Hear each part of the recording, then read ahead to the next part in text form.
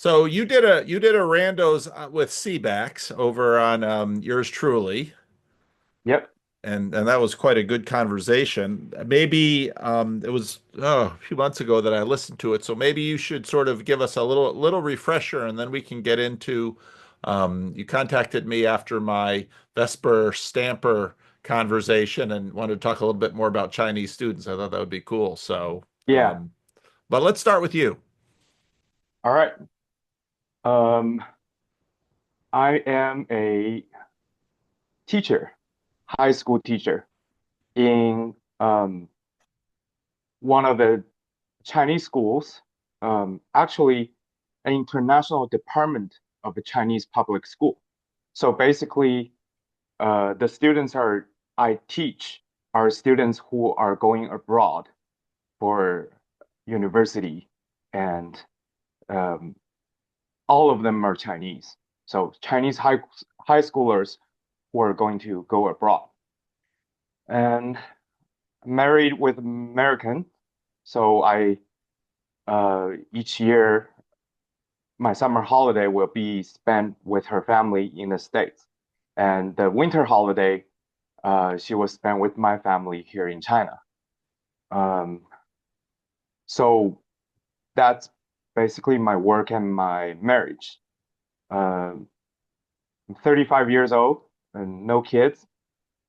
Christian in a city called Nanjing, uh, which which is a very interesting city to be in. That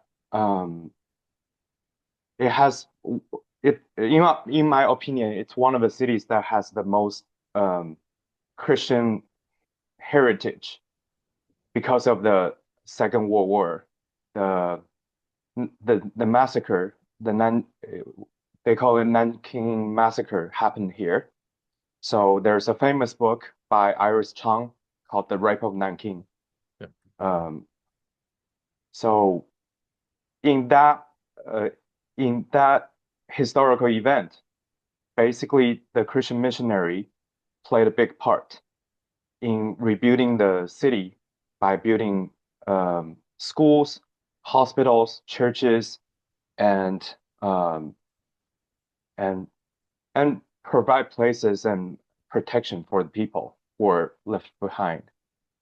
So that's where I am, and um, yeah, that's basically it. Did so did a lot of that rebuilding happen before um um Mao took over that area, but that was in the other area where missionaries were still allowed, or was there sort of an intermediate period where missionaries would be in there after the Second World War? It was before. It was before. Yeah. Okay. Okay. And you how many Chinese students go abroad to study every year? Do you have any Uh, idea? in our school, it's right now we have it's a department. So we're high school. So we have G10, G11, G12, and each grade we have about 30 students per class, and we have about seven classes. So each grade we have 210 students, and there are three grades, so it's 630. So for our school, and the city will have right now about 10 or 15 schools like us. So it's about 6,000 each year in our city. Wow. Um, but China probably there will be more, yeah, but I don't know the exact number. There are a lot of people who are going abroad. How are students selected that get the chance to go abroad? Or, I mean, how does that work? Someone just decides they want to do it, or they have to qualify, or is there a program? Because I know that there are also significant numbers of Chinese students that come to the United States even for high school, because there are prep schools out east where Chinese students, when they're still high school age, will leave. So how does that whole system work? Uh, Usually the stereotype would be um, students who don't think they can compete in the Chinese system because our educational system is highly competitive, highly memorization based. So there would be students who are good at doing those things, but there are also a good amount of students who come from upper middle class family, but they either think they cannot compete or don't want to compete with those students, but they are rich enough to go abroad. So they kind of pick a different route for their life to being a school like ours to kind of shift their future a little bit. How do a lot of students who go abroad stay abroad, or do most come back to China? A lot of them want to stay abroad because the employment in China right now after the COVID is not real, it's not very good. Hmm. Um, so a lot of them, their family, if they're rich, they're even planning to stay abroad, the whole family. They're wanting to move abroad as long as possible. Uh, but I would say a lot of them, they end up finding the job market is also highly competitive in abroad. So they even if they want to stay abroad, they can't. So they come back and trying to find a job here. And some of them, um, their their family is rich enough to provide them a job. They already have that planned it out before they go abroad. So, uh, but other students they have to find the future for their own. Hmm. Hmm. So it was interesting when I was talking to Stamper about, her impression. I guess her school is just full of Chinese students. I have no idea how many.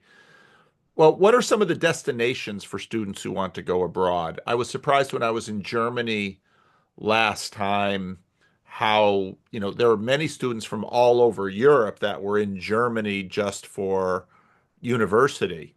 Where do they generally go around the world, or are there concentrations? The conversation you have with Vesper, she's the art professor, right? Yes.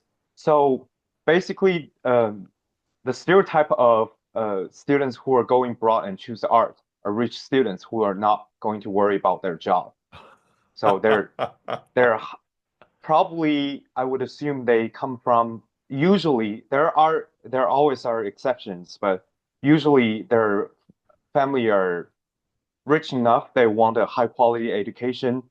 Uh, they they they can afford their kids to have like this art type of education instead of like more practical stuff like STEM. Um, so so that's the so that's basically her. I would assume students who are already growing up from a very kind of upper middle class rich family.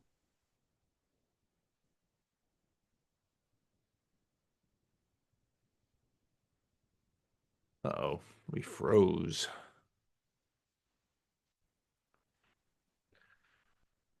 I, I was quite moved in your conversation with Christian Baxter, when you talked about it sounds like schools are intensely competitive, and these children really internalize the competition.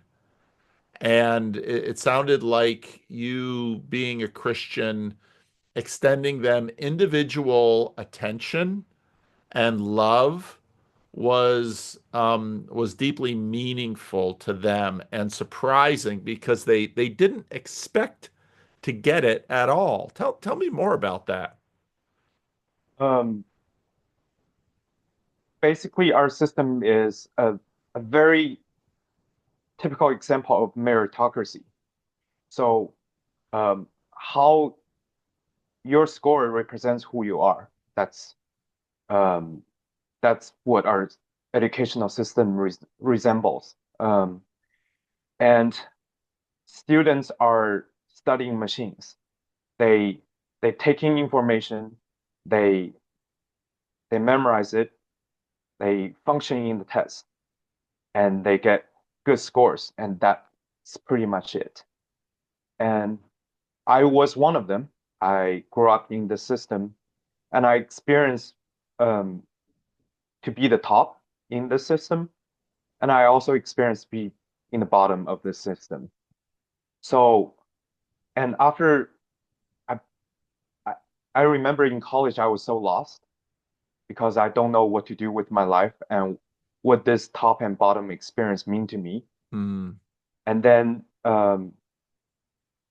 and then there was a period of time that I got accepted to the Johns Hopkins, and I kind of experienced something different there.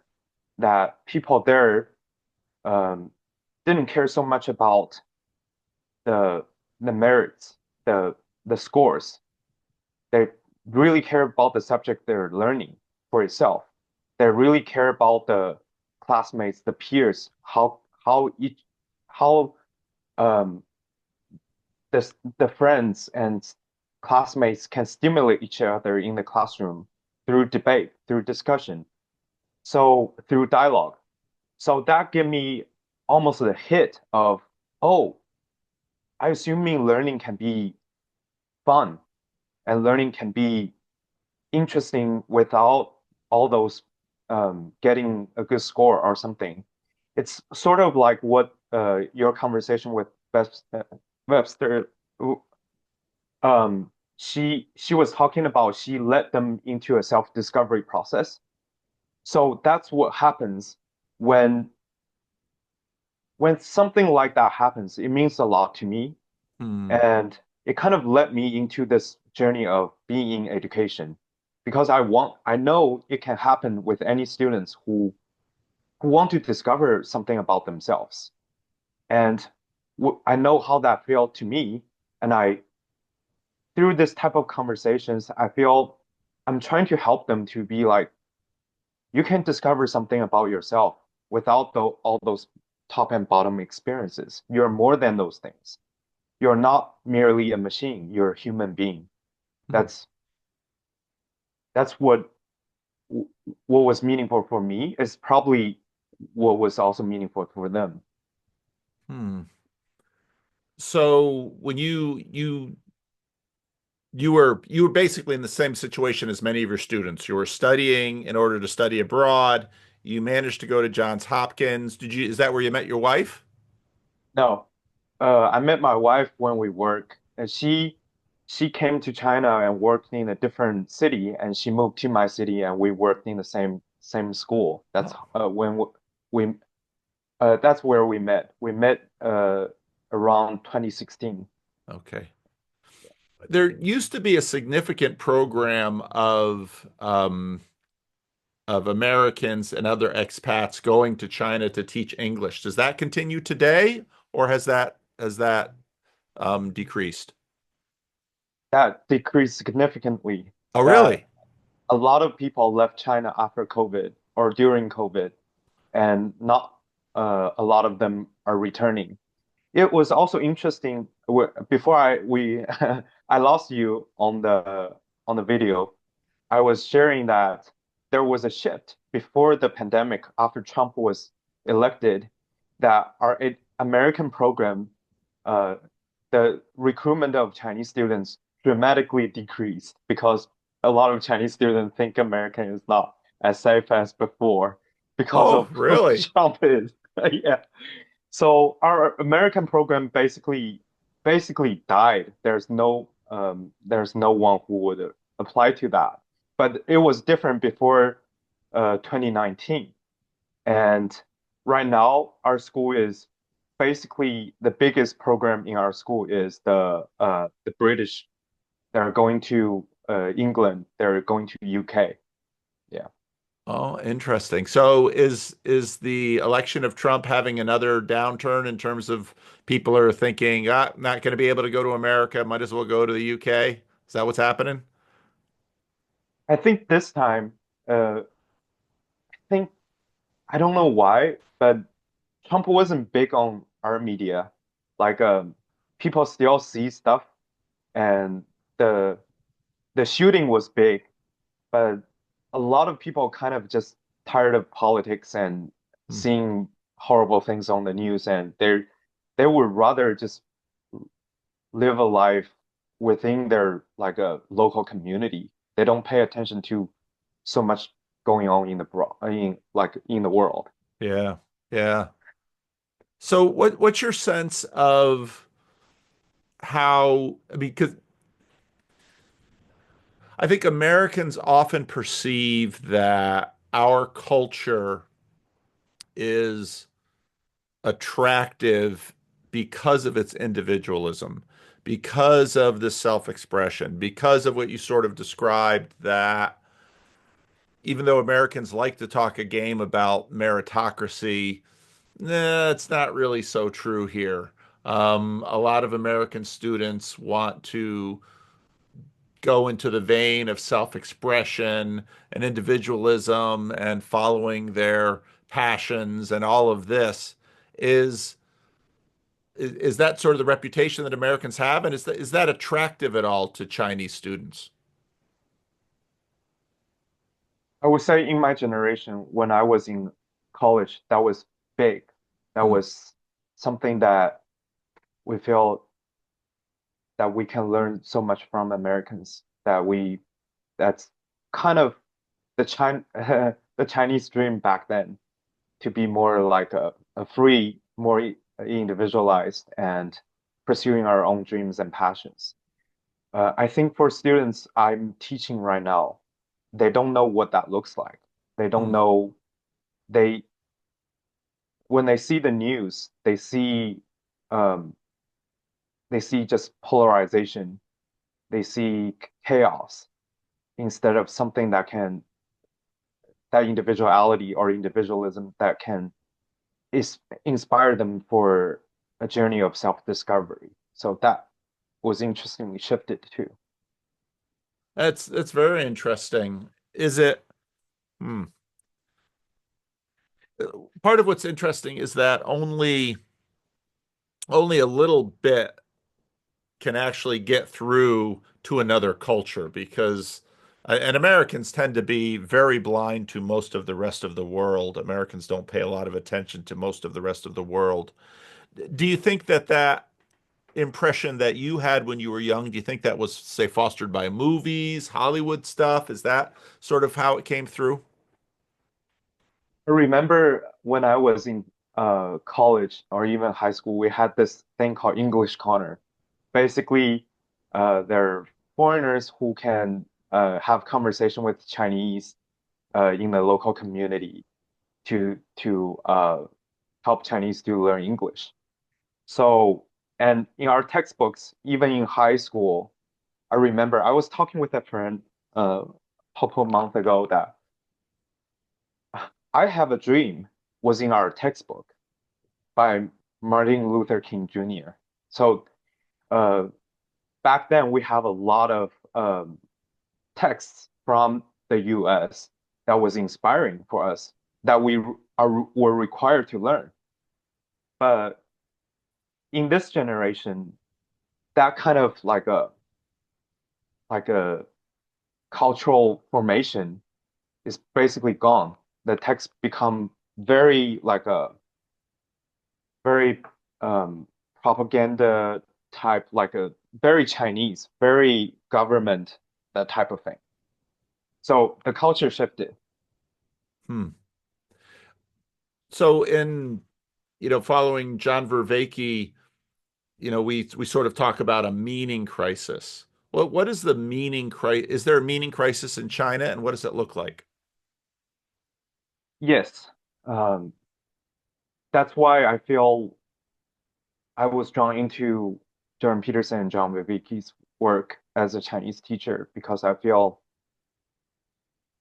many times, many times because of the meritocracy in our system, um,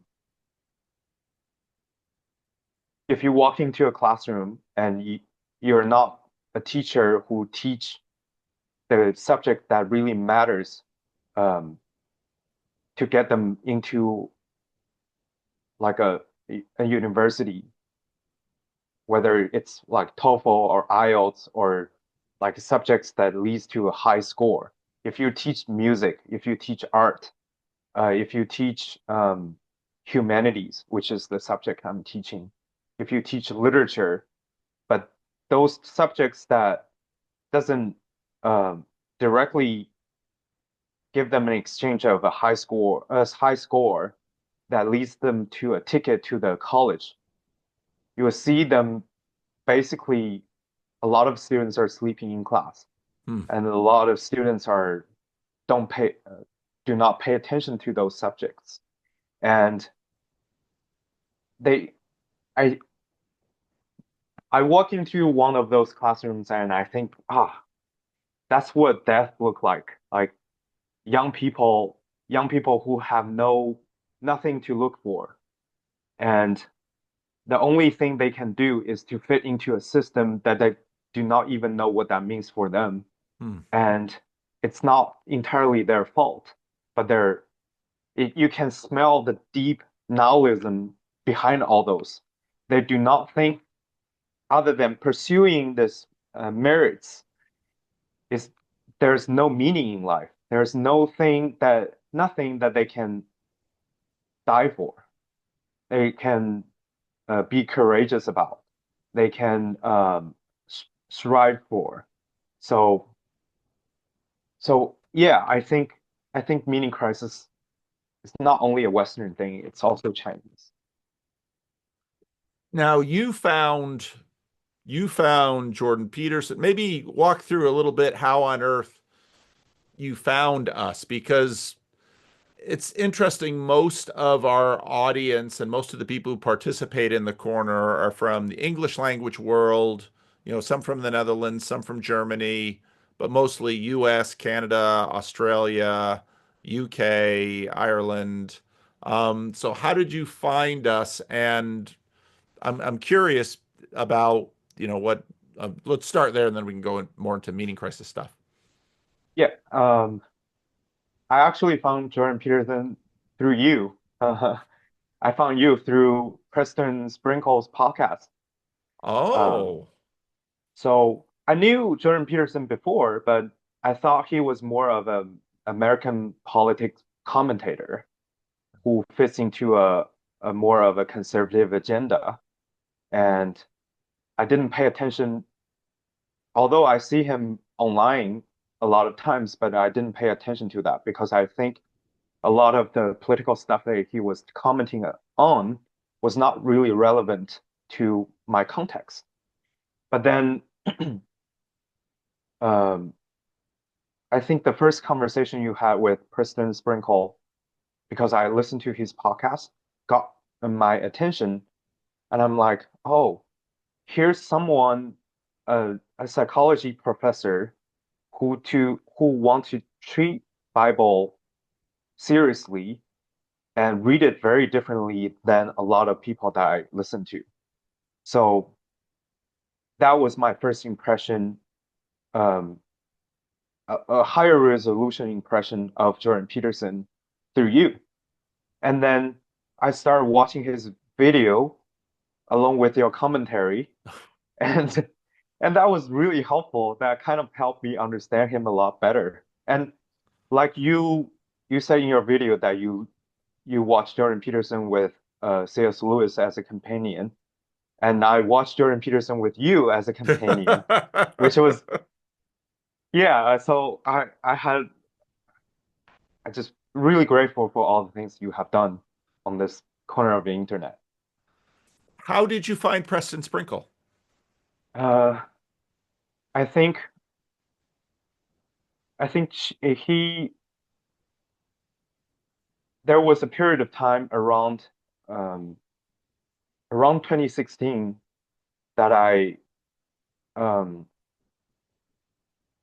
I feel I want to learn a lot more about Christianity because I feel I don't know how to. I have this insecurity, and then I shared that on Christian Baxter's channel about this. Like I feel this insecurity of being a Christian in China and not able to um, share Christianity with people who don't believe it.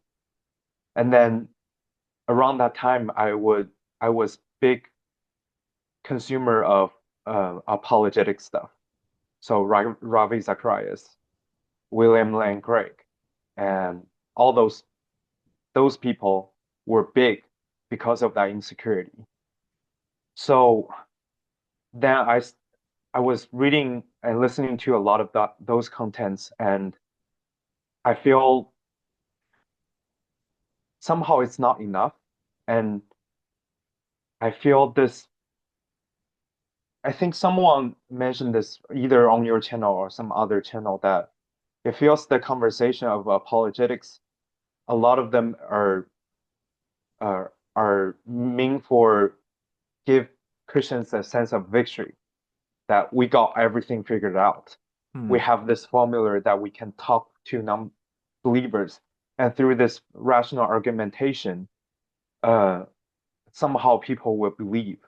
If we have the best argument possible, somehow people will be in our camp and be in our tribe.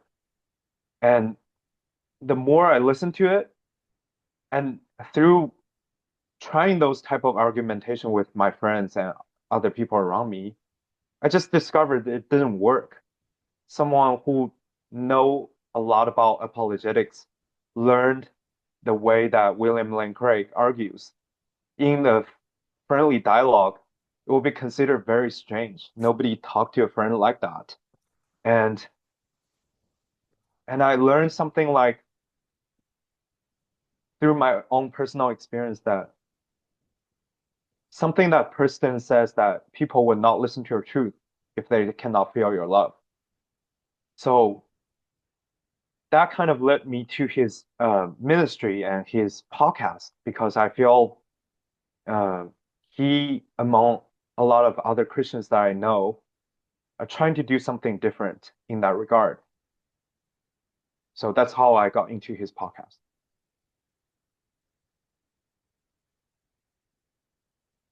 How is boy these part of the difficulty is that I mean we're talking about things that are so huge. So you were motivated to just be able to relate to other people and explain your Christianity. And what are your impressions of how Christianity is viewed? Well, let's just say by the people that you work with. Are many people Christian? Are they openly Christian? Are most people quiet about it? How does that work? In my context, or a lot of people I know here in my city would be they will work in a context there where um, they are the only Christians in that surrounding. They're surrounded by non-believers. So um,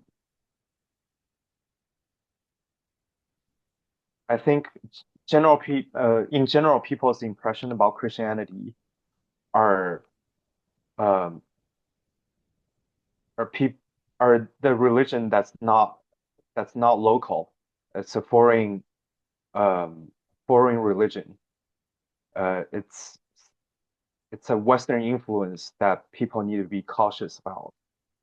And usually, um, it was associated with country people because there were the poor people who are uneducated are the first who believe in Christ in our country. So that religion, Christianity as a religion, was labeled with either someone who is deeply influenced by the West, or someone who is very uneducated uh, from rural area who were handing pamphlets on the train and randomly talking about Jesus Christ to anyone who they met. Yeah. I I think everyone is religious in one way or another in terms of what sets their highest goals, how they try to pursue those highest goals, What do you think are some of the majority or common religions that you see around people in terms of what they want to strive for and how to get there? The common religion in China, uh, I think right now for most is money. I think I think because money is an idol that in our culture that can guarantee security, safety, wealth, and power and uh, opportunities, options of life. So uh, people will work for money. People Hmm. um, will give give their best for the money. Um, so that's one, I would say, one of the biggest um, religion in China. The other thing is, I think Confucianism uh, still has a big influence here in the Chinese society in terms of how people are relating to each other and seeing each other, and they they want uh, they want to be accepted and approved by the society. That's I think that's really um, another thing if you that they kind of put their life into. So and I think it's also why the meritocracy really works in a Chinese society because um, the social approval and social acceptance is a big thing. You don't want to be a social outcast. You want to fit in. You want to be um, you want to live well within the society uh, without being different or being weird. So those are the two things I would say the most influential in China. Often, if I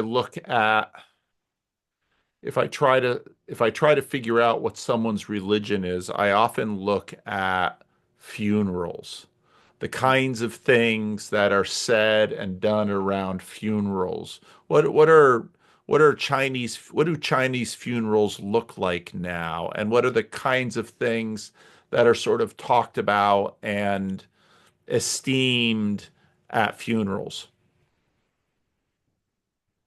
Um,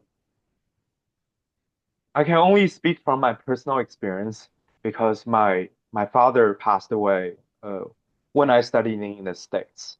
Oh. Um, so I came back um, before he passed away, and I experienced his funeral myself. It was very complex, in my opinion, and just it's hard to articulate. But uh, I feel there's a strong um, I don't know how to say that. I feel there's a strong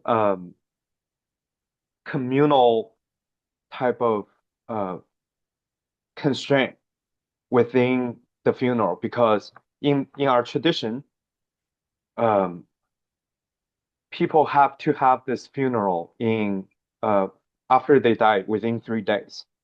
You would think uh, the modernization of China, that tradition would go away. It didn't.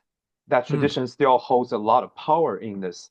So my mom basically did everything uh, in in accordance perfectly uh, with the tradition of the village that my dad was growing up with. To not that it's my dad's wanted a funeral, but it's um it's something that the community around my dad was used to, that was embedded in the tradition that fits their expectation and kind of uh, kind of coheres as a community. And I thought that was interesting that individuality, it doesn't matter what my dad really wants for his funeral, but a group expectation that was um, kind of unspoken in the underlying tradition still holds a lot of power on how those things are practiced in those type of things without anyone question the reasoning behind of that. Hmm. We still burn paper money uh, so that um, we act as if um, my dad would receive that paper money that's burnt. So, and everybody who receive education in modernity would think that's ridiculous, but nobody in our culture would doubt it. So you see this cognitive dissonance that intellectually we're thinking of one thing, but in practice there's a big power of shaping a different sort of practice, a different sort of reasoning. That's what happens in funeral. And personally, I think funeral also points out how brokenness family relationship can be. Hmm. That people people are, I think people who are supposed to be family members who can act very selfishly, or people who are outsiders actually mourn very genuinely. So in the Confucianism system, it seems to build a coherent societal system through the family. But the more I see from my personal experience, funeral is one of the greatest place to see the brokenness of family dynamics. Interesting. And, I see that in American culture too. I've been noticing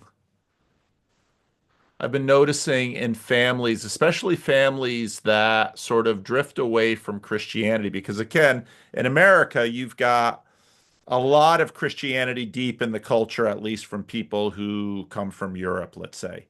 And I've been noticing that the further they sort of get away from practicing Christianity, I've seen more and more people. It happened during COVID a fair amount, but there was ostensibly a polite excuse during COVID that, oh, we couldn't get a bunch of people together because of COVID regulations. But now, even after COVID, I'm noticing more and more families not doing anything for a dead loved one. And to me, that's very interesting because when you look, let's say an anthropologist would look at burial rites and say, this is very early. It's very common and it's very significant because with the passing of a loved one, it's obviously an emotional thing. There's a hole left in the family, and then people then tend to most people don't have a lot of haven't done a lot of theological thinking.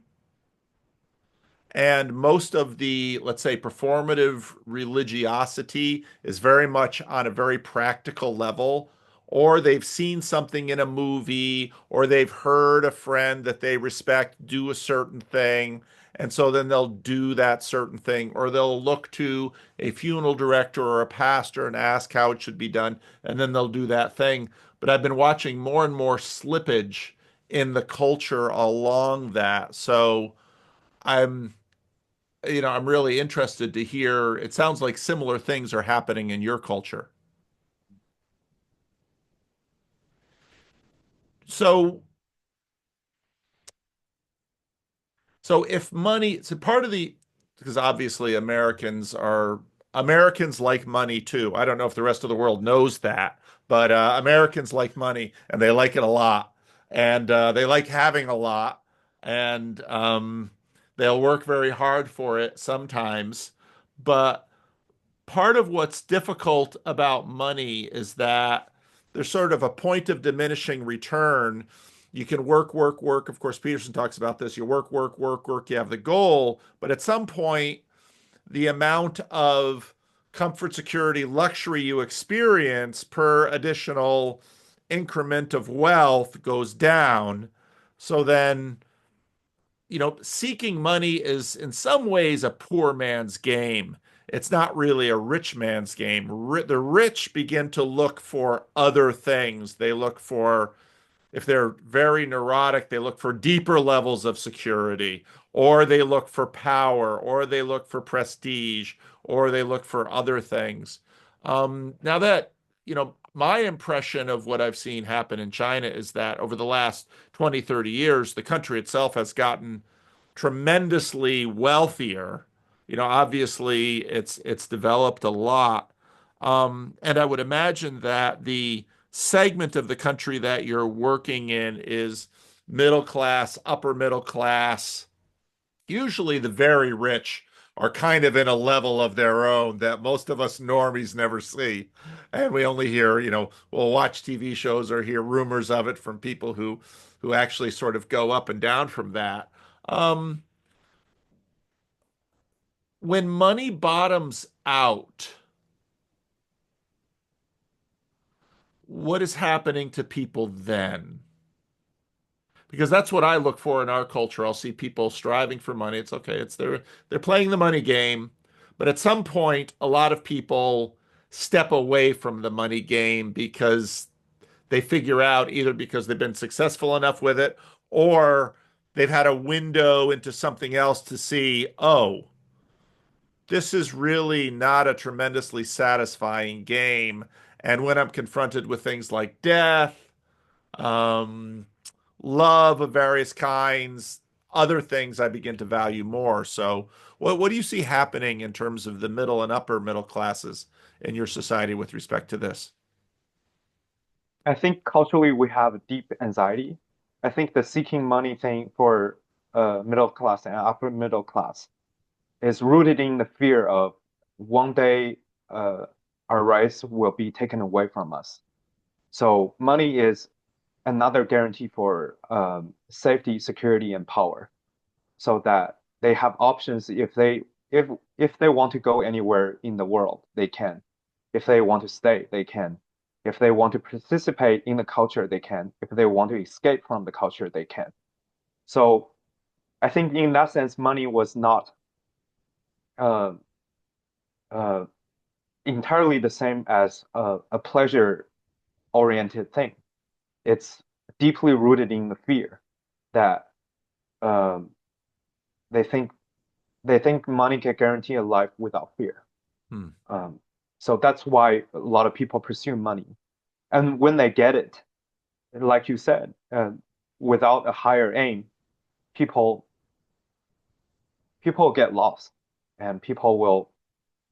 I think that I can see that in my students. They come from rich family, but they are not happy with their family. Their family relationship is broken. They're living a life they don't have a choice.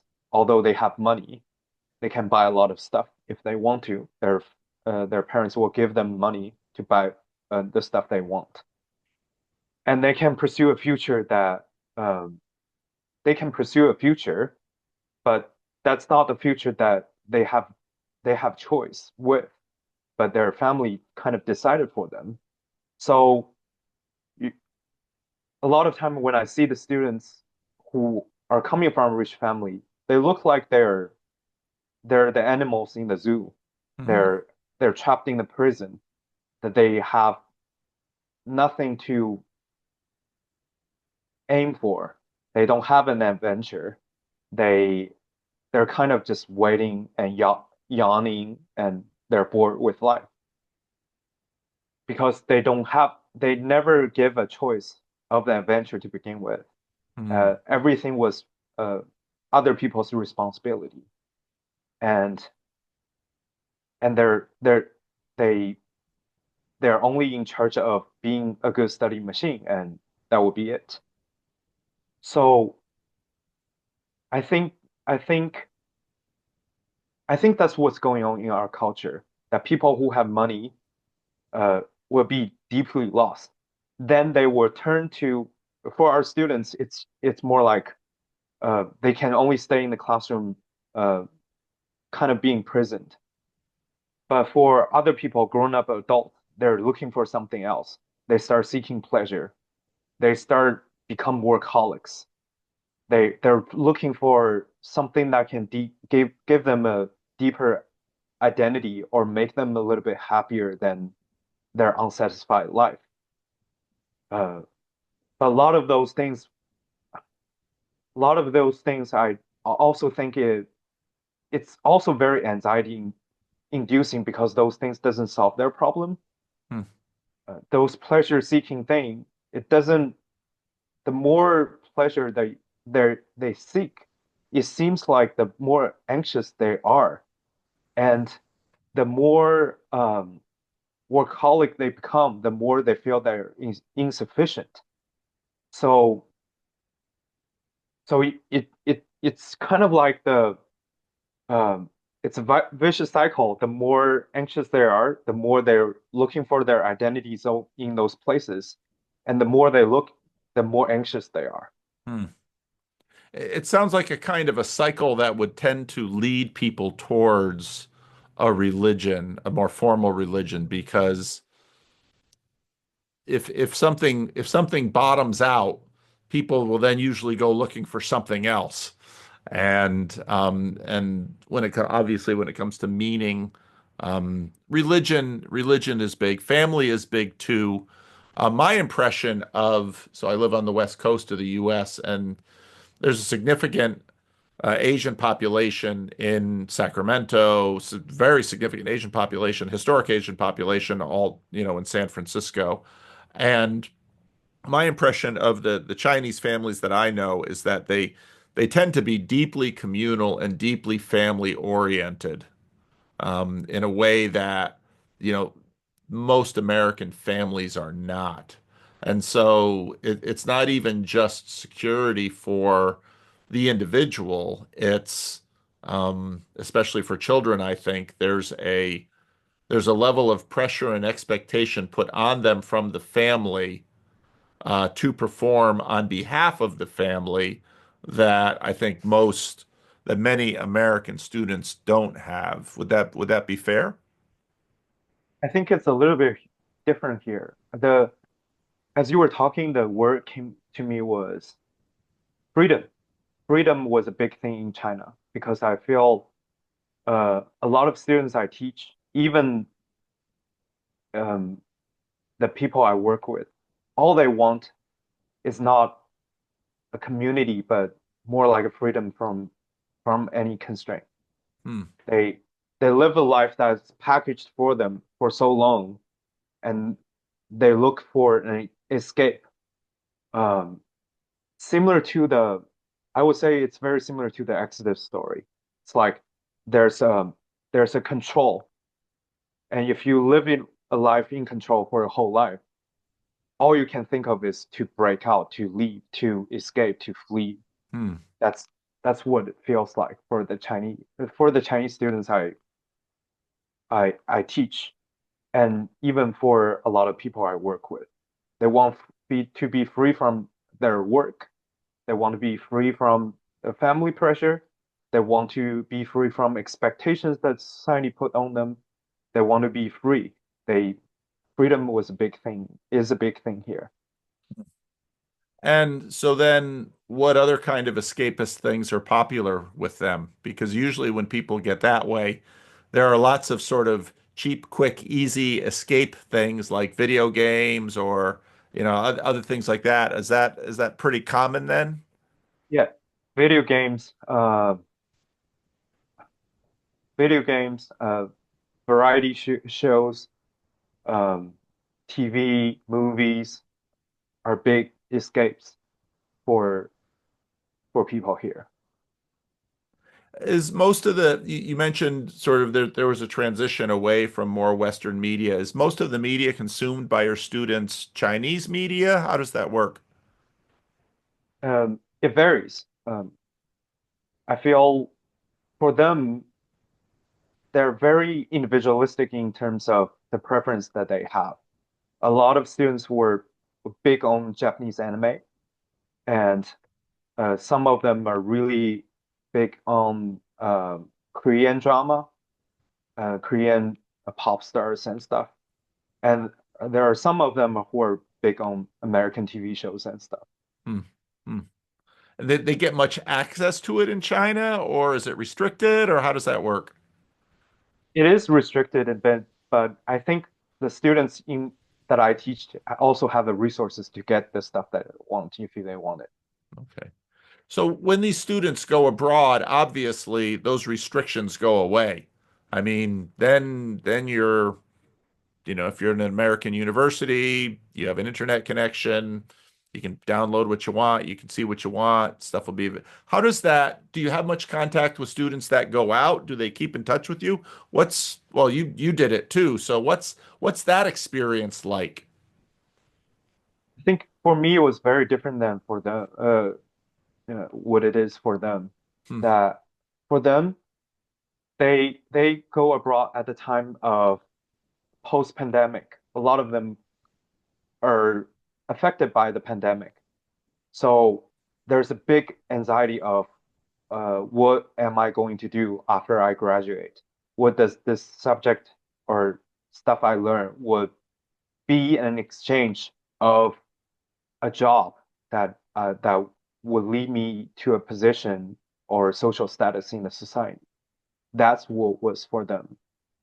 But I feel for me personally, I I was in the States around 2013 and 2014.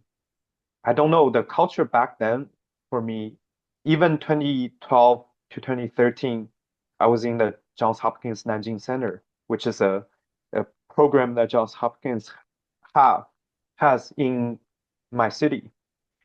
The the culture back then about Americans were you guys even with different political differences can sit down and have debates and dialogues over a meal without losing a friendship. And it seems like seeking a commonality and truth, uh, and without sacrificing or compromising differences was still modeled really well for me Hmm. back then around that time. Hmm. But I just I I'm not I'm not for sure I'm not sure about this entirely, but I feel that culture kind of gone away. Hmm. Um, is especially right before or after the pandemic. Hmm. And I feel people are more polarized in American society just by uh, hearing some of their perspectives in politics and um, how they portray the person who had opposite view. Yeah. I sense there's a shift and difference in how they uh, capture um, the other side that they disagree with. So for me, my journey abroad was was so impactful and meaningful in terms of the self-discovery that the practicality wasn't a big thing. I learned so much by just seeing people, how people interact, and how people are um, standing up for what they believe in their intellectual pursuit without um, without losing a personal relationship with others. Like that intellectual argumentation is embedded in friendship building that was really powerful to me. And back then, when I come back, there still were a lot of job opportunities for me as someone who studied abroad and coming back to China. Hmm. So that reality was changed too. Hmm. Hmm. One of the things that I did notice last couple of times I was in Europe that it seemed to me the impression of Europeans on American polarization was probably a little exaggerated. Now, it's really difficult to sort of get a handle on these things because everyone's mileage sort of varies depending on their personal relationship or the anecdotal situation. But I wondered to the degree that American media kept promoting narratives of polarization, that message was received, whereas I think many Americans have numbers of relationships across the aisle, and there's also sort of exhaustion in the United States with the political. Just at the end of this last presidential campaign, I think a lot of people were just ready to be done with it. And they might have had a preference one way or another, but they were just happy to be done with it. And it's like, well, whoever gets in, they're going to do what they do, and hopefully it won't interrupt me or bother me as much. So, um, whereas I don't know, I'm not necessarily skeptical about the fact of ongoing polarization with American politics. I tend to think the impressions given around the world through the media tends to be exaggerated by that media. It's sort of a selection bias, and that sort of normal life people are kind of ready to understand that different political groups have different presuppositions and different biases, and so you're gonna. I mean, the country is still, sort of 50-50 along those lines. So I don't know. That's just my impression, but it's always hard to know because we are subject to the anecdotal experiences that we have. I've been pushing you with questions. I don't know if you had questions or things that you wanted to go into and talk about or ask me about. So what's on your mind? I've thought about this, and I would. One question I'm really curious would you started this 7 years ago, and uh, what's different now in terms of this um, this little corner of internet for you uh, compared to when you first started? Yeah. Yeah, I've actually been thinking about that.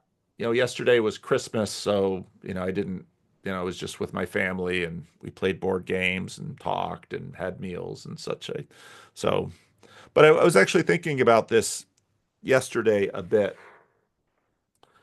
When I started, when I made my first video about Jordan Peterson, there was very much a sense of just sort of whoosh going on around it.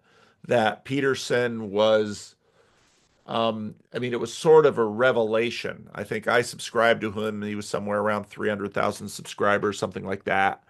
And I made a video about him, and, the video just sort of took off on YouTube. And that was totally new and interesting. And there was a there was a palpable hunger by people, often young men, to talk about his ideas. And a lot of it was sort of, a lot of young men kind of had the sense of, we're not allowed to talk about a bunch of things, and Jordan is sort of giving us permission to talk about a bunch of things. And so let's talk about it.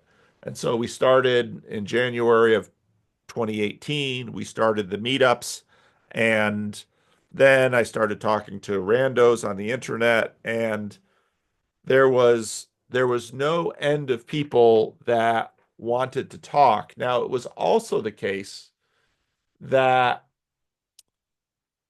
everyone sort of knew what they had to get off their chest. And the conversations went that way quickly. And I think that's different in that there were a lot of people that I think had what I call nihilism induced depression that were getting relief by watching Jordan Peterson classroom lectures and then the biblical series that was coming out. And, Trump was, just taking office in January of 2017. The first Trump administration was chaotic, it was new. Political correctness was very much on the rise. And even the word woke hadn't sort of been coined or gelled in the way that it is now. And there was just a sense that something new was breaking open. And it's very interesting to me that a lot of the early adopters in the corner, I think of Job, I think of Luke, I think of Sam, I think of Nate Heil. A lot of these early adopters hung in there and are still there. There's very much something to the sort of ground floor effect that if you get into a scene early, if you catch a wave early, you'll tend to ride it longer. And I think part of that is just relationships develop. Um, there's sort of a Jordan Hall has this term scenius. There's sort of a something that happens, an esprit de corps that happens between people who sort of find each other early, and that continues. And so in January of 2018, we started the Jordan Peterson meetup here. And then I was helping other groups form that wanted to talk about Jordan Peterson. And the Discord server, Bridges of Meaning, formed fairly early on. And there were a lot of people interested in that. There was an energy in the system that is not there today in the way that it used to be there. And then there was sort of a once things sort of developed in momentum, of course, the Bridges of Meaning Discord was going, and John Vervaeke had his Discord. Eric Weinstein was playing around with Discords, and they were sort of falling apart. Discords would sort of rise and fall, and and then there were more things. Streaming sort of came. Jacob kind of got the streaming thing going, um, but it was there was a different energy that was happening, and at some point, as things have to, things started settling down and the energy level dropped to a much more sustainable place. And while there continue to be sort of cutting edges, there's not the same energy that there was. And again, it's I think part of that is natural.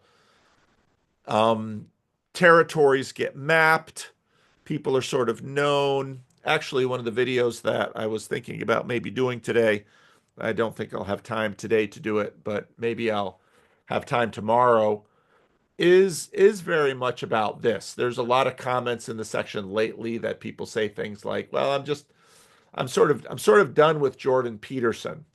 He's mapped territory. They might be annoyed at his politics.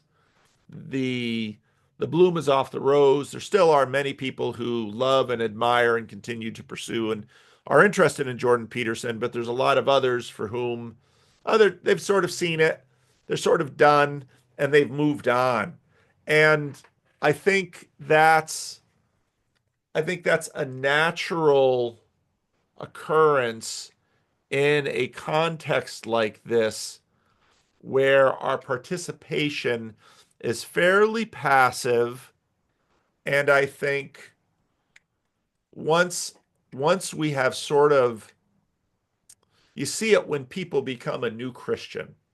When someone is a convert and they become a new Christian, they are just on fire. They can't read enough, they can't go to enough church meetings, they can't get enough videos. They're just going, going, going. At some point, that sort of slows down. Same thing happens with a new romantic relationship. They're infatuated, the sun rises and sets on that other person. At some point, there has to be sort of a transition into a much more sustainable pace. And I think that's sort of where the community that goes by this little corner, I think that's sort of where that's at right now. And I know that causes anxiety for some people because they were there for the whoosh, they felt the hotness, they were excited, and now they're no longer excited, and that makes them anxious. Whereas these same kinds of dynamics happen in churches too. When you plant a church, there's all this excitement, it's chaotic, it's novel, but then 2, 3, 4, 5 years into it, it's settled down. It kind of has to settle down because you can't sustain that pace. And so that's that's where I see it. And for me, less has changed in that I'm still the same person. I've grown a lot. I have a lot of new relationships. I feel like I've learned a lot, but I've always had to deal with a sustainability situation because my church has long been a fairly stable thing. I'm at the age where my kids are out of the house pretty much. And so I'm at a different phase in life. So the change in pace and energy doesn't bother me as it seems to bother others. And there are also groups of people out there that sort of always live off the new thing. And so they hop from new thing to new thing to new thing to new thing. And okay, I get it. It's exciting, but it's also sort of like the person that just has serial situationships and they're always on to a new romantic interest and they're always on to a new. And to me, I look at that and say, they're really more adrenaline junkies. They're lovers of the scene more than they're lovers of something outside themselves. And so, yeah, those are some of the things that I've seen. That's a very cool answer. Thanks for sharing. Um, as I read this comment the other day. I don't remember which video you put out there. It says Vervaeke is more about participate, participate, participate, and Jonathan is not all about pattern, pattern, pattern. And Paul, you're all about people, people, and people.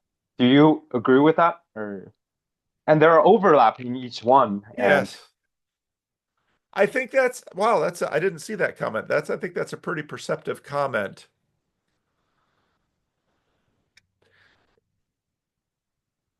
We're all on our own quests in some ways. And I think that framework is fair. Um, and even just from a vocational perspective, John Vervaeke is and he's a seeker who's an academic. And so he's always reading new philosophy. He's always got a new book that's sort of his hot book right now. And he he very quickly, when he left Christianity as a young person, got into got into religious movements that were very practice oriented. And so, even from the start, when he talked about an ecology of practices, that's different from an ecology of thoughts. And so, I think that's right. For Jonathan Peugeot, he's an artist. And John Vervaeke is at the end of an academic career, but I don't think the academy was ever primarily central to John Vervaeke's vocation. I think the academy was a vehicle by which John Vervaeke, the religious seeker, could subsidize his seeking and afford new opportunities. For Jonathan Peugeot, he's also got a seeker's heart, but obviously he went much more along the lines of art. And so he's increasing, he did icon carving. I don't know how much icon carving he's continuing to do. Now he's sort of pivoted to publisher storyteller. And so um, the focus of his energy are storytelling, graphic arts, sort of running that. And the videos are they're sort of what he has to do. The videos for Jonathan Peugeot are comparable to what the Academy was for John Vervaeke. They're a means to an end, and what Jonathan Peugeot wants to put out are is beautiful art. And for him now, the art is in the graphic novel format. And for me, as a pastor, and it was very interesting. I watched Tim Keller fairly closely, and Tim Keller, obviously well read, brilliant, but he always clarified his role as that of let's say, a gospel minister. And for Tim Keller, that meant a specific thing. And and that's important to me because I'm not an academic, and I'm not, some pastors are book writers, and writing is their primary vehicle to sort of impact the world and leave a legacy. And for me, what I would like to leave in my wake are a network of relationships. So, in terms of, I've never been someone who had a plan that, okay, I'm going to do a Jordan Peterson video, and then we're going to do meetups, and then we're going to do randos, and then we're going to do Discord. And I've never had a plan, but I've always had sort of an instinct of, okay, where's this going next? And I think over the last 6 months to a year, what's been happening in the networks of relationships that I've had a hand in promoting have been the gratification of seeing those networks deepen. And this is the way it goes in a church plant. When you plant a church, you you have nobody but randos. Maybe you have another family or two that's with you, but you have nobody but randos. And you will probably go through 90% of your randos.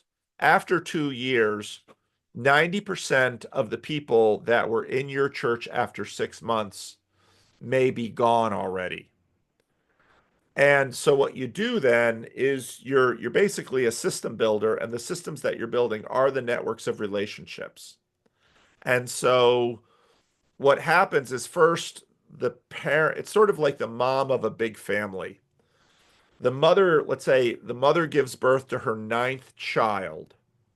Well, she's going to have to nurse this child, so she's going to give that child immediate attention.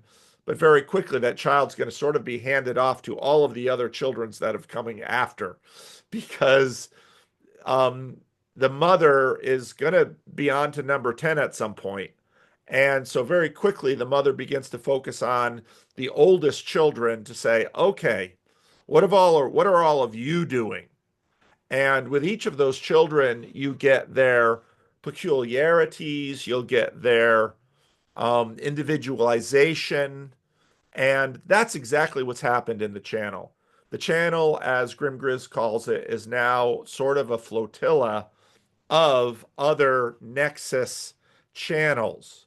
So you've got Grail Country, and you've got Meaning Code, and you've got Yours Truly, and you've got and they're channels of various Transfigured. You've got channels of various sizes, Jacob's Corner, and each of the corners is are different from each other. And to me, that's good. That's what I want to see. And that's very different from, let's say, what Peugeot is doing, where he's making art and there's a community around it that's interested, but it's sort of a fandom. And Vervaeke, a little harder to say because it's still got an academic vibe and he's still an academic. So he's much more working in the realm of ideas. And for me, it's much more okay, I'm keeping an eye on the new channels that are developing. And one of the latest ones to, I think, really develop some really interesting things is Mark D. Parker.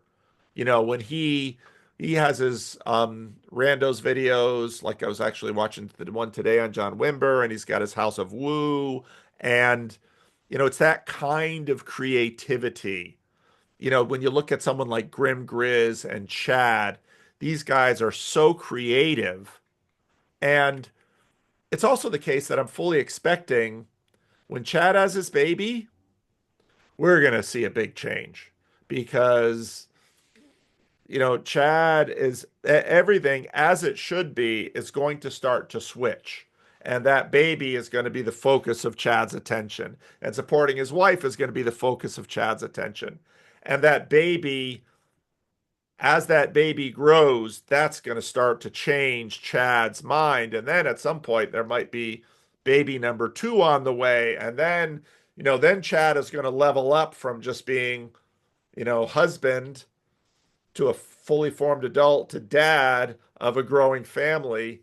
And so to me, I'm interested in the network of relationships and then what sort of like a parent of older children watching once they've learned how to read, they've learned how to write, they've started playing sports, and then, you know, you start seeing who they're becoming and what they're doing and how it's growing. And that to me is the really exciting part to see the whole body just expand slowly. And it's a very different thing from, let's say, what Jordan Peterson did. Jordan Peterson is an entrepreneur, so he spins off Peterson Academy. He hitches his wagon to Daily Wire. He's, got ARC going. He's got all these other endeavors. That's Jordan. And you want speed and scale, but and you see that Jordan is developing relationships in the background, but he's working on something that I'm doing. I'm much more working on something that's the speed of church.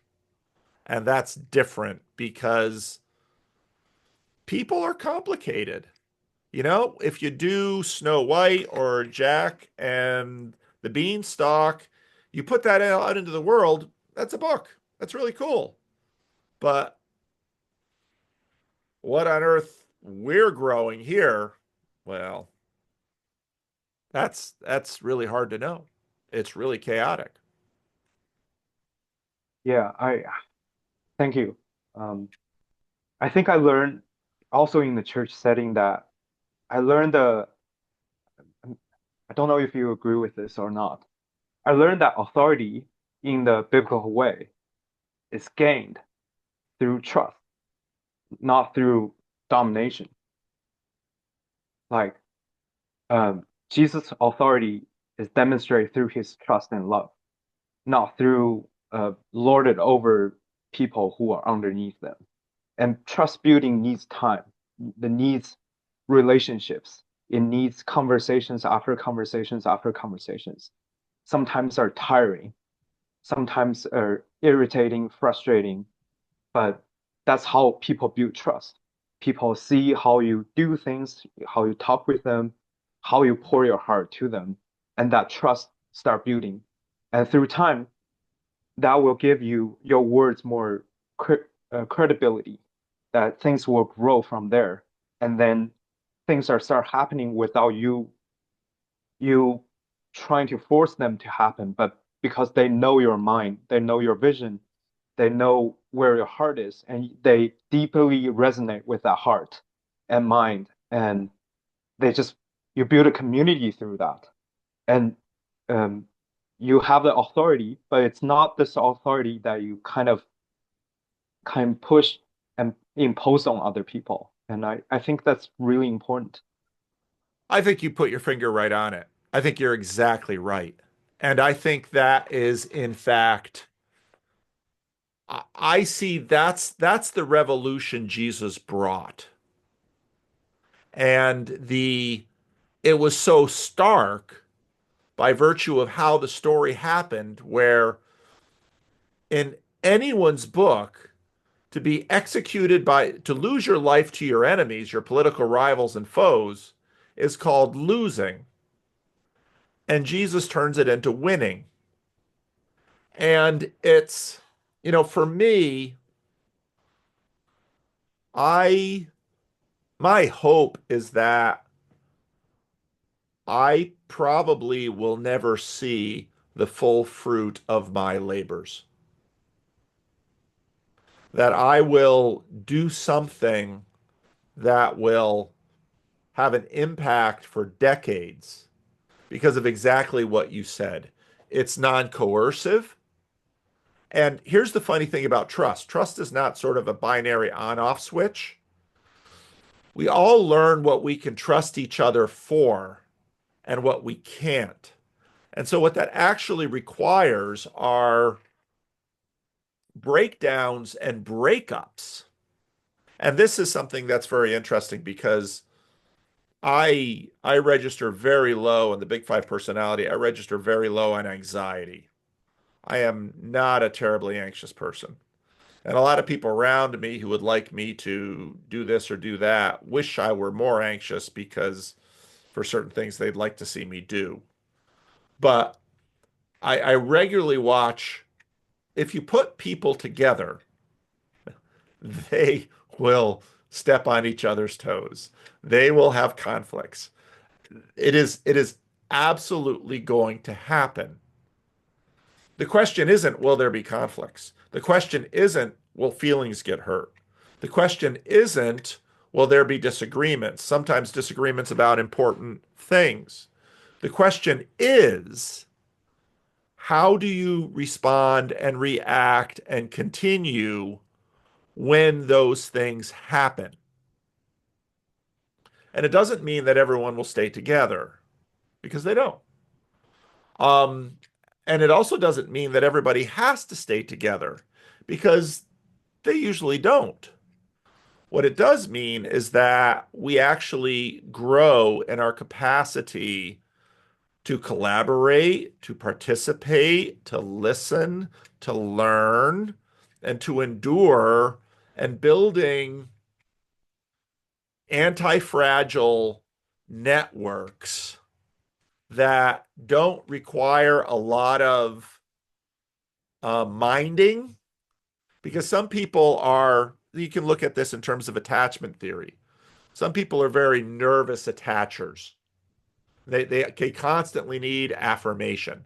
They constantly need someone to tell them that they're great and that everything's okay. Other people are very relaxed and usually see these in family bonds. I was talking to someone who a couple of months ago spent about 7 days with his brother that he hadn't seen for, spent a lot of time with for a number of years. And he was like, I got together with my brother and it's like we picked up where we left off.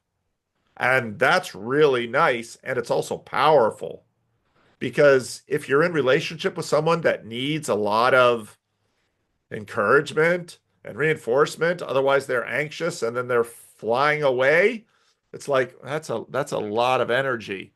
And what you really want is a network of people that are non-anxious and a network that's a little bit anti-fragile.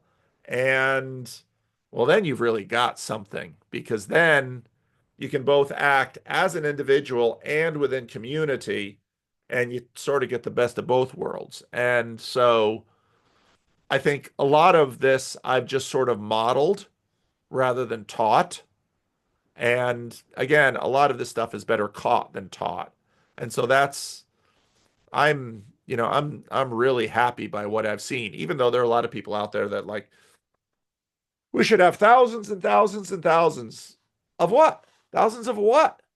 People have limited capacities to sustain relationships. So Yeah. What would you, I know you mentioned several times in your channel that you do not seek to have a platform to talk to Jordan Peterson. But uh, if you if you ever put into a situation you can like do an interview with him, what would be a question that you would ask him? I'm pretty sure I've got enough relationships and relationality. He knows who I am. He's already expressed a number of times that he wants to talk to me, but I think his life is just busy and chaotic, so it just hasn't happened. If I pushed hard enough, I could talk to him. And again, part of this is sort of this non-anxious relationship. Mm, He puts out enough stuff that I don't necessarily feel I have a lot of questions for him. mm, I think he's, I think I've, I think my map of him is fairly accurate, but that would only be disclosed if um, we actually were in a life circumstance where we could have more of a relationship. See, and this is also there's a whole culture of YouTube of, let's say, building a big channel by doing the high status interviews and you just keep climbing. And I'm happy for that because I get to see conversations with high status people. I get to hear what they're on their mind. They're usually smart people. They've got a lot of good ideas. I can feed from that. But I wanted a low status network because Jordan Peterson's a busy man. yeah. And, even Vervaeke and Peugeot, it's harder and harder to, let's say if one of us wants to do a conversation, I've got to talk to their admin assistants and someone's running their calendar and they're traveling over here and they're doing this. I'm super happy for them and their success. But, if I want to talk to Cal Zeldin, I talk to Cal Zeldin. Chad sends me a text. Hey, now I know that there's hierarchy in this too. Not everybody has that level of access to me. Although what's funny is that here at Living Stones in person, there's lots of access to me. It's because I'm not a celebrity here. I'm just the regular guy. So I,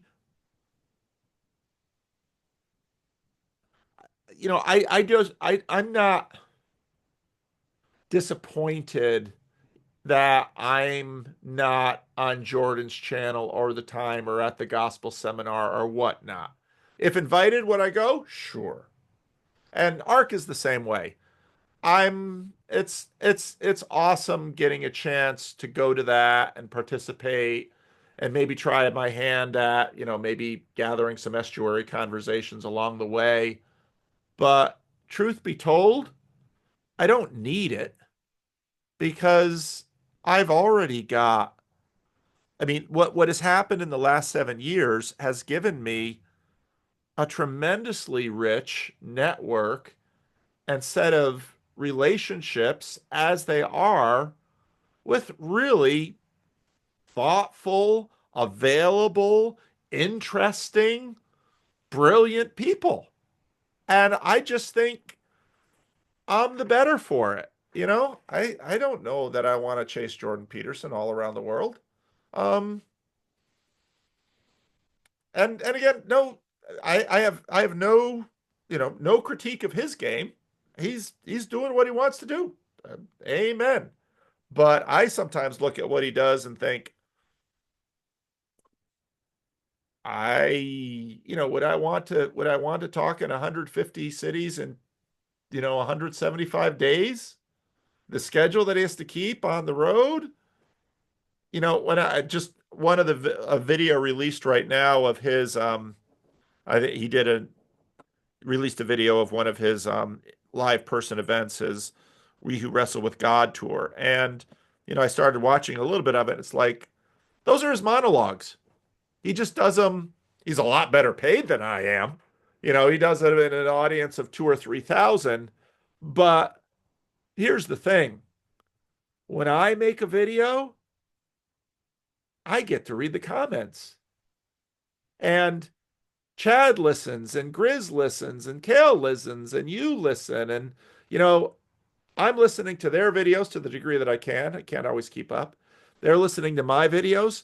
We actually have a learning community. And I think it's a nice size for a learning community.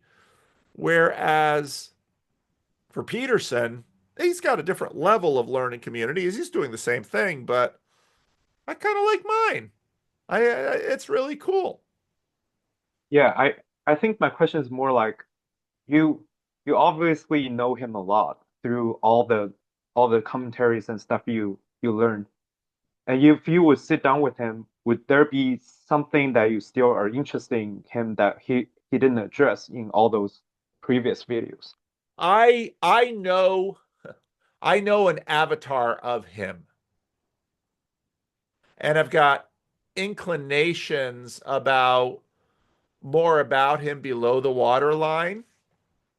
What would be more interesting for me would be to actually sit down and watch him interact with his kids, interact with his wife, interact with his friends. That would be of more interest to me. And because pastors are so darn nosy, because actually, even though I'm very interested in his thought and I'm very interested in his project, I'm very interested in his project. I mean, I know I drive people crazy on the channel because I keep going back to him because I'm very interested in his project. And I know a lot of people say, oh, his project is this or is that, and it's spent. I don't think his project is spent at all.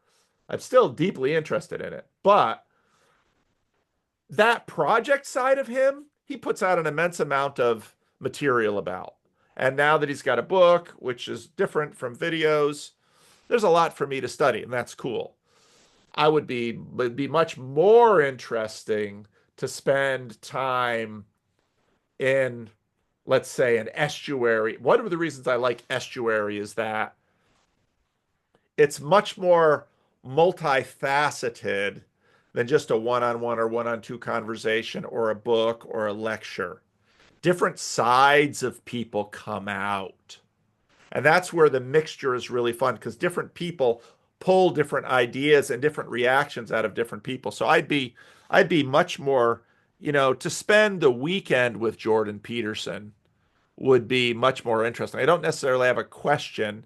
It would just be, so how much of a workaholic are you really? I bet you he's a crazy workaholic. That's what I suspect.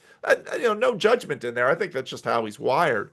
So when I went to Australia, the guy who brought me out, I stayed with him and his wife. My son and I stayed with him and his wife, and he and I would just have. And he's told me, he said, I got some money to do this conference, and I paid you to come out and all of this stuff, and but what I really wanted was this. And it was right because he and I were friends now. And it's wonderful. It's just wonderful having a friend. And and actually I think I do believe friendships go into eternity more than all of the ideas.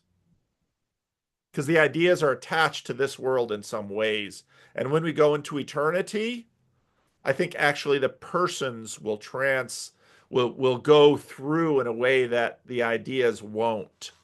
And so I think friendships are the more powerful thing. I did I did I mentioned this on the interview I had with Christian that I start doing those interviews in church with elder people Oh, yes.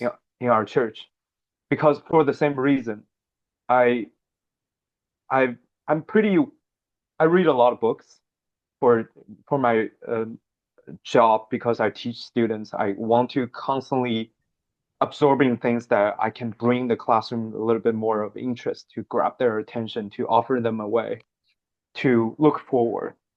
But theology wise, I feel I want to learn from people who embodies that theology instead of just ideas in their head who write awesome theological books to clarify ideas and doctrines and stuff. Those are cool, but there's a unique power of someone who go through the cultural ups and downs and still remain in the church, kind of hidden. Nobody paid a lot of attention to, but they're just like they look joyful, they look content, they look like this is where they're supposed to be. And I'm like, gosh, I want to know more about theology well lived instead of just theology in my mind. And I feel I'm inspired more by people who are like that for the same reason that you were talking about. I feel ideas embody embodied are ideas more powerful than ideas that's detached. Um, and we need those examples. That's what I feel discipleship is supposed to be. You see someone who are like, ah, that reminds me of the ideal that I want to see in my life. That's very Christ-like in my life. And I'm like, I want to be a little bit like that.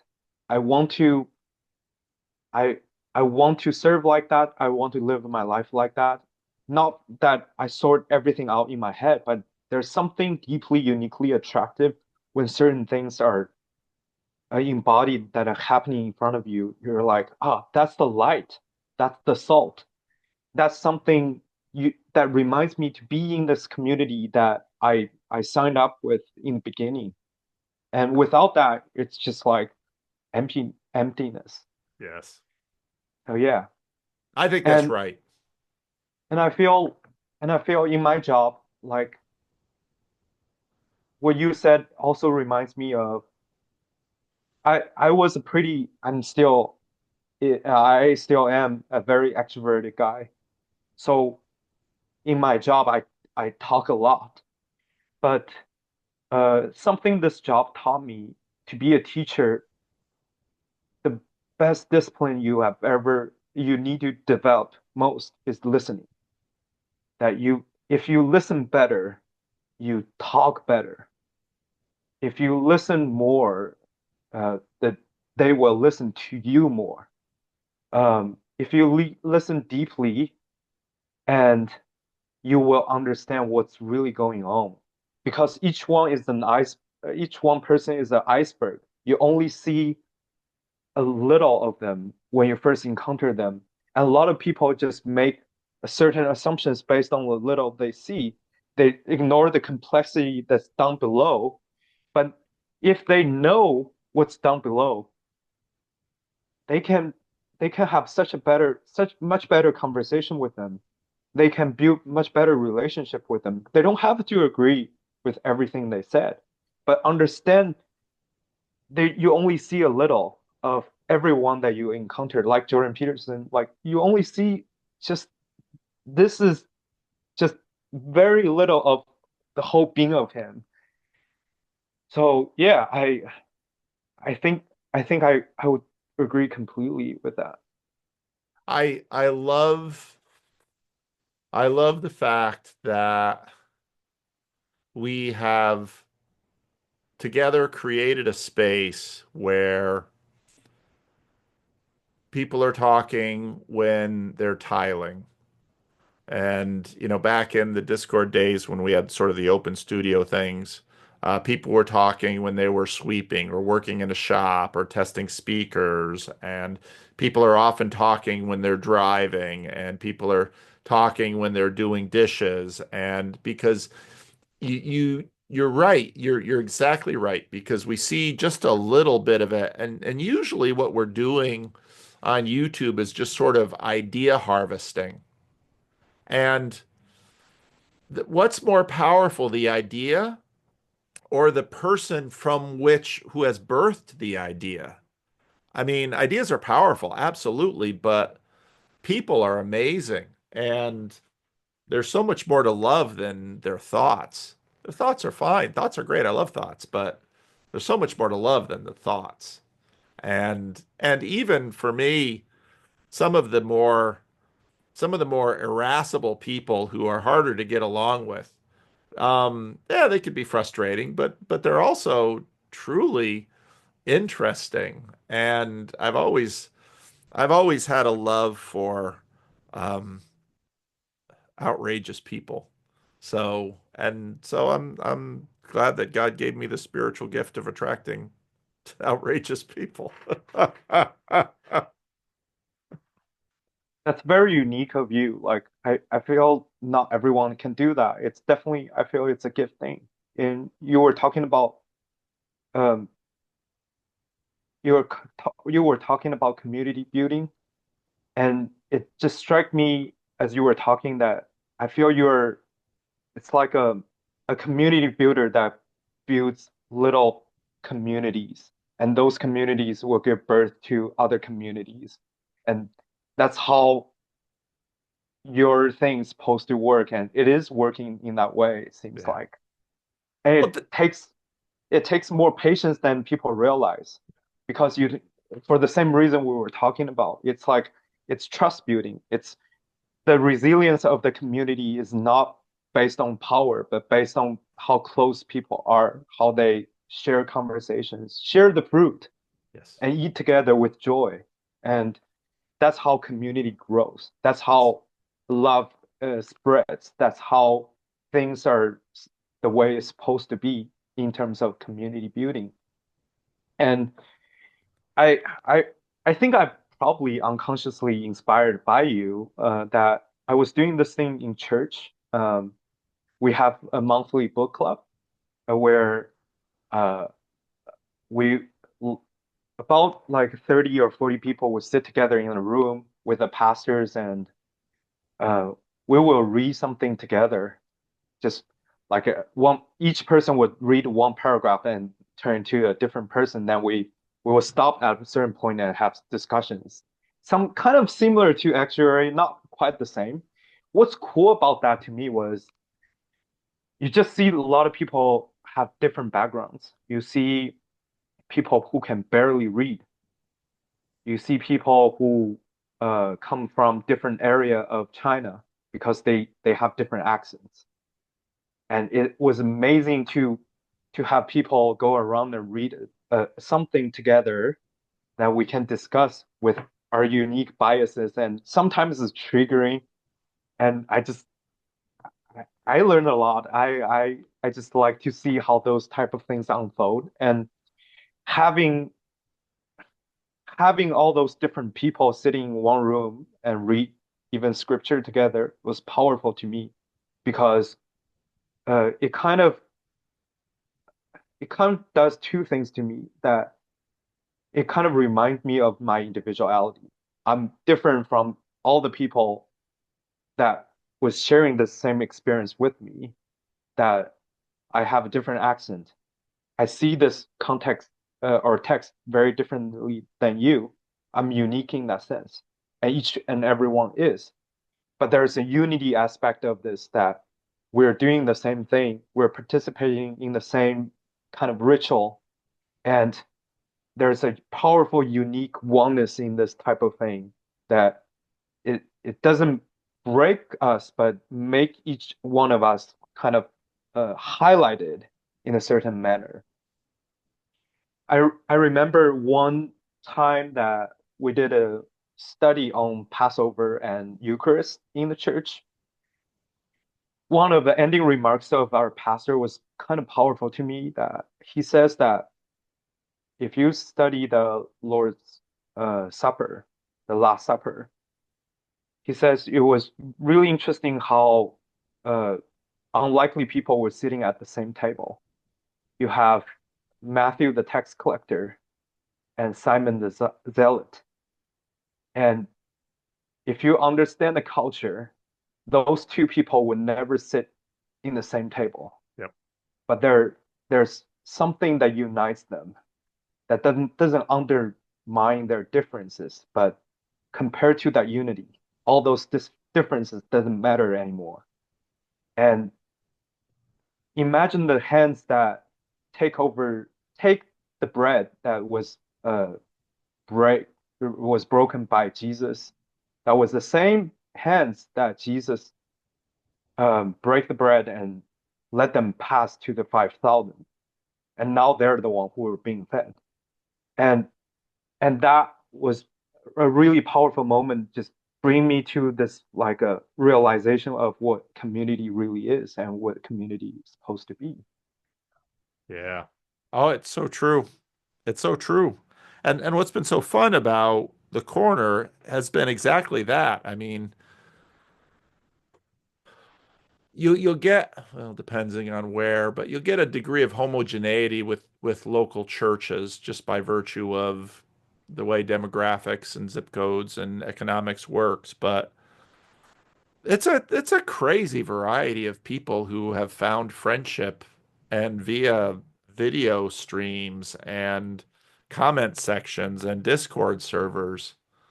And I'm so often delighted by, a new face that comes in and here this person has, I mean, it's just crazy to me that, you and I have grown up in very different places and we're from very different cultures. And, you know, it's an amazing thing to be able to talk. And of course, in church, the, in the church that you get participation from such wildly different cultures. I mean, that's the crazy thing about Christianity, which is different from Islam or a lot of other religions that so quickly, first of all, there's no reading. If you really want to read the Quran, you must read it in Arabic. If you really want to read the Hebrew scriptures, you must read it in Hebrew. Christianity, right from the start, was a religion in translation, which gave the capacity for it to jump cultures. And, I think one of the interesting things to see is going to be what happens to Christianity in Africa and in Asia. And that's already happening because missionaries planted seeds, but one of the guys in our Wednesday night Bible study group, he was born in Jersey City, but his parents were born in Africa. And he's part of our men's Bible study. And you know, it's just amazing the connection to other continents and other cultures. And it's so rich, but in order for that richness to be enjoyed, you need enough commonality so that you can not be always fighting or stressing, but enough difference so that there's exploration and novelty and newness. And I think Christianity has afforded that for the globe in an astounding way. So I look Yeah. forward to seeing what the Chinese church of 2050 is going to be like. Who knows? Who knows? But to me, and that's part of the reason I love living in a place like California because I see Korean churches, I see Nigerian churches, I see Hispanic churches, I see, Russian churches and Ukrainian churches, and it's just fascinating to me to watch and learn from the people from all these different times and places. Yeah. When you talked about translation, it was really interesting because I read Bible in both Chinese and English, and it soon made me realize it's not as black and white, like as one translation will be the one. Like it takes a lot to decipher, and it takes a lot to learn, and it takes a lot of attention to pay attention to different versions, how they have different taste on even the same verses. They emphasis on different things. They have different play on words. And it was really interesting when you read it in both languages, it gives you a different feel of the storytelling. Yeah, yeah. Yeah. No, it's so true. And to me, part of what's been enjoyable about doing what I do and not being, let's say, an internet pastor or an internet celebrity or something like that is I have, so I spent a lot of today working on my sermon for Sunday. Every week, here's the text, and this week it's the beginning of Luke 2, so it's a text that I it's hard to be a pastor and not have to look at that same text every year and then to have to prepare something that I mean I never repeat a sermon unless I'm working a circuit, but I never repeat a sermon because I get bored with it. So I go back to Luke 2 and say, okay, what is here that I need to hear from God? And what is here that I'm going to be refreshed with? And because if I'm not refreshed, it's going to be dry for the listeners. So and so I love that discipline. Yeah. Um, yeah, I think the whole even the book club thing, the shared reading, I'm picking texts that um that are, that are a little bit controversial, that would be on somebody's toes. Like um there is a trend in China in terms of religion that certain scholars who are not Christians are doing similar like what Jordan Peterson is doing, trying to fit Christianity or Bible into a framework that would be easy for the culture to understand, or building like a ladder. Uh, you can imagine it will strike two different, complete opposite reactions in the church. That one would be like finally like someone who can do something that reach to a broader audience, to the culture, Yep. but the other would be like that's heretic. That's Yep. something that we will not accept. But our church was really funny, that kind of allowed me to be in the position to bring the conversation to the table, that I see different reactions in those book clubs, that are people who are really looking forward to that letter, and there are people who are really anxious and angry, and they want to take that apart. Yep. And and I just feel like without this experience, like there's no way for me to already seeing that happen in the West. And it kind of feel like I'm not alone in this. Like a lot of churches are dealing with the same thing. And they I almost think that someone like Jordan Peterson, his relationship with the Bible almost puts certain churches in the position that they need to take a stance on whether to reject that completely, or take that to some extent, or trying to push them into a higher resolution of engaging the biblical material that from a different angle. So I think that's what I've been doing in the church setting, and I have learned a lot myself personally, and I really enjoyed it. Oh, that's good. That's wonderful. Well, and that's part of what's beautiful about being part of a world religion where you can find resources in other places. American Christians can find resources from Chinese Christians and vice versa, and African Christians and other Asians. And there's these differences will be manifest um, and cross fertilize and help each other. And but the Chinese church is always going to be the Chinese church. It'll always be. It's so interesting because I have with my denominational work sometimes I have to go and work with Koreans, and they're Koreans. I mean, they really are. And and it's so interesting watching how the same Bible, they work with it in different ways and they organize in different ways. And people are so complex. Their power goes in different ways. And yeah, it can be frustrating. Yeah, things can go sideways, but at the same time, it's also amazing and often fruitful because you look at that and it's like, huh, I can learn from that. I see what they did and I could probably learn from that and that will help me over here. So it's super cool. It was interesting because one of those after one of those meetings, the people who kind of were in supportive of the text came to me. Uh, he was like, ah, I feel really bad for you because those texts were got criticized a lot. I was like, I didn't feel bad at all. I learned a lot. And the people who were against those texts and also came to me privately and be like, I'm sorry, I was so critical on those texts. I'm like, feel free to be critical about the text. I learned a lot. So that was really interesting. Yeah. Yeah. I have to land the plane here at the top of the hour. I've got some people over here that I All got to right. make sure they're doing okay. But yeah, we should talk again sometime. This has been Yeah. enjoyable. I'm Yeah. sure I'm sure some parts of the year are easier for you to talk than other parts of the year. Teachers are always that way.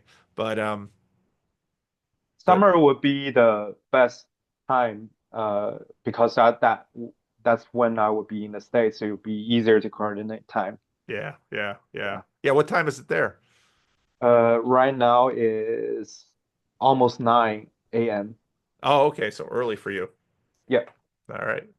Well, it was wonderful talking, Bob, and I'm glad we Yeah. finally got the chance to talk. And Can I ask you one more question before yes. we finish? So right now, basically I'm asking the elders in our church the same question. Um, so I'm 35 years old. What would you say? What what type of thing would you say to a 35-year-old self at the age of your like where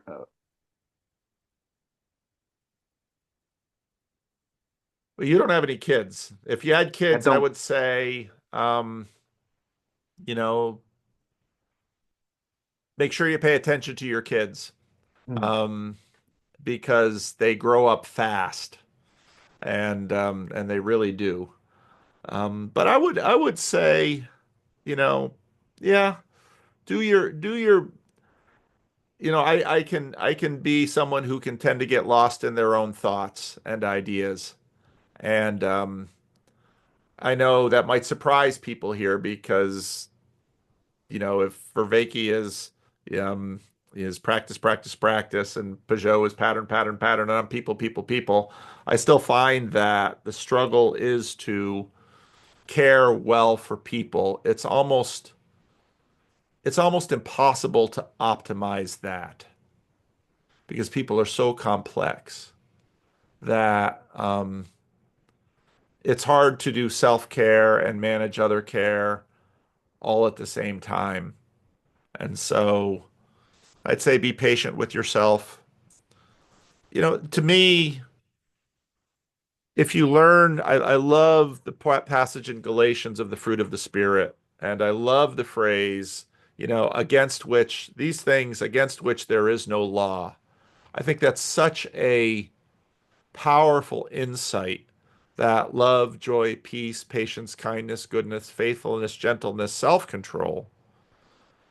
There's no law against these things. And so continue to cultivate those things in your life and everything will go better. It really will. It doesn't mean everything will go like you want it to, or everything will necessarily even go well in terms of certain metrics, but there's no law against those things. And if you can grow in them, the really important things in life, which are usually the relationships, those will be there. Because the truth is, if someone is filled with that fruit of the Spirit, there will always be people who will love them, help them, want to be with them, and there's that's about the best thing you can have in life. So I'd say focus on those things. thank you, Paul. Thank you, Bob. It was great talking to you. Yeah, same here. Have a wonderful day. You too. All right. Bye-bye. Bye.